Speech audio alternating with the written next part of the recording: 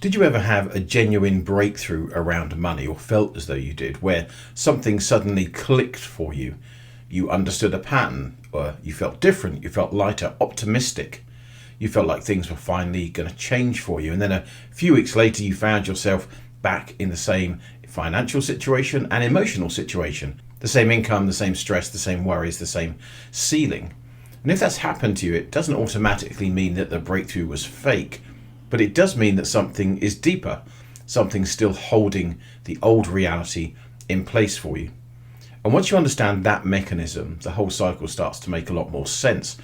Because most people are trying to change money emotionally, how they feel about it, while the deeper structure underneath their identity stays exactly the same. So we have to go deeper. A lot of people think, if I really change my reality internally, my outer reality should immediately change too. And sometimes it does. We know that people do have very quick breakthroughs occasionally. But what often changes is the emotional state, not the deeper structure. The aha moment is an emotional one. And those are not always the same thing, the structure and the feeling. For example, you might suddenly realize, I'm not actually bad with money. Or my parents were terrified of money and I inherited that. That's not actually my belief. And that insight is real. It's useful. It's kind of like a starting pattern, if you like. You're starting to change the pattern. And it matters, but insight alone doesn't always dissolve the whole pattern. Because your beliefs about money are usually connected together. There's a whole bunch of them. You do not just have one belief. You might have beliefs around deserving money or keeping money, whether money is safe for you, whether successful people are selfish or not, whether visibility for you is somehow dangerous, whether having more money would create more pressure and more problems for you, whether you'd lose relationships if you were rich. And all of that forms a structure. And structures tend to pull people back toward what feels familiar. This is often why people can leave seminars that they go to feeling absolutely amazing and then slowly drift back to the same emotional patterns and the same state, the same situation. The emotional state changed for a bit, sure, but the deeper expectations didn't. And the expectations are the powerful bit because they're linked to your beliefs. Because people do not just create from conscious thought, quite the opposite. They create from what feels emotionally normal and believable to them. It's much deeper belief work that you have to get involved in. This is why somebody can say, I really want to be wealthy, while unconsciously sabotaging themselves and expecting to struggle. Because if those deeper expectations stay in place, then the person will reorganize themselves back around the old reality. Not because the universe is punishing them, of course, not because some kind of failure, but just because this is just how it works. People do not like to feel unfamiliar. So what can actually help you resolve this? Well, the first thing is direct belief work. There's two ways to think about this, two directions that you can take. And I don't mean just standing in front of a mirror and repeating affirmations, of course. We know that that's completely useless. I mean, honestly, exploring the deeper ideas, conclusions, and beliefs that you've formed around money, wealth, self-worth. Kind of where do they come from? Who gave them to you? Because they're not yours. They're probably your parents or somebody else's. What did you watch growing up? What did you hear? What did money mean emotionally in the household? Was it pressure, arguments, fear, control, shame? Often it's a lot of those things. And then you made conclusions about them, quite unconsciously. You didn't talk to your parents or the person about them, you just took them in, formed your own opinion. Because many people are trying to create wealth while carrying all these inherited emotional associations that they never question. I want to encourage you to start seeing the architecture and the structures underneath that, so that you can begin separating yourself from them. These aren't your ideas. They're somebody else's ideas that you took on as a child.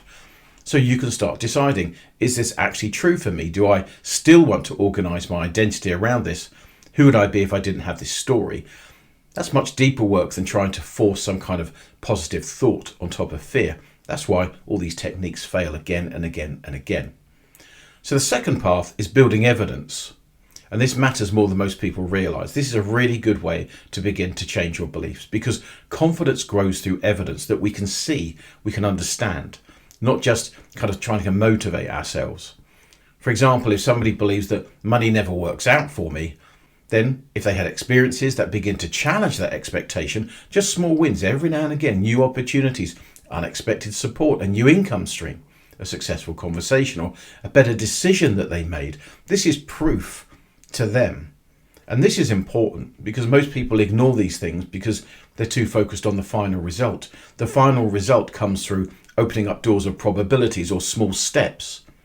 But the mind changes through accumulated evidence. That's why tracking progress properly matters.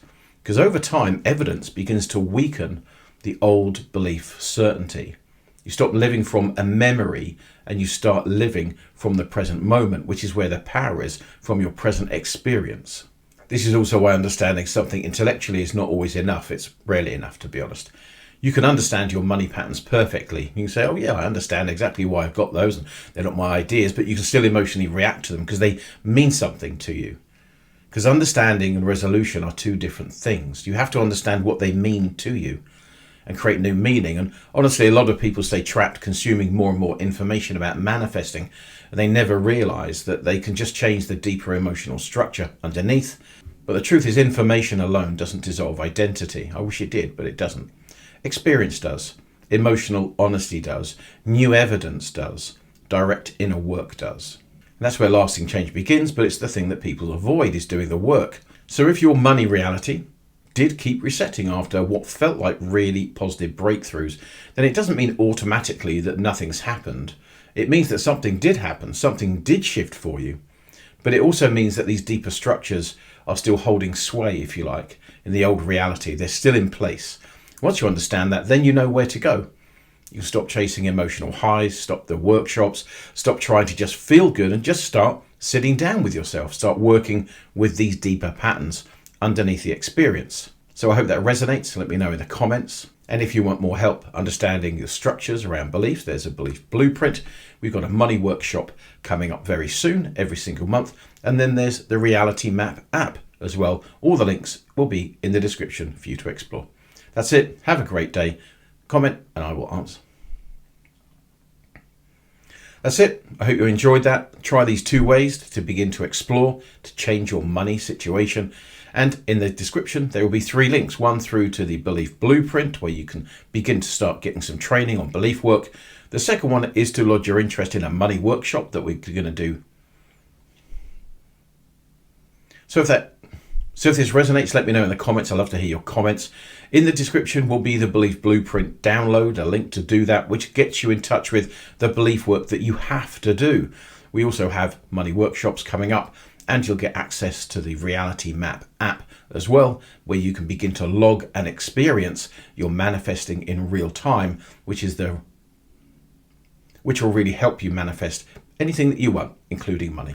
That's it. Have a great day. See you in the next one. Take care.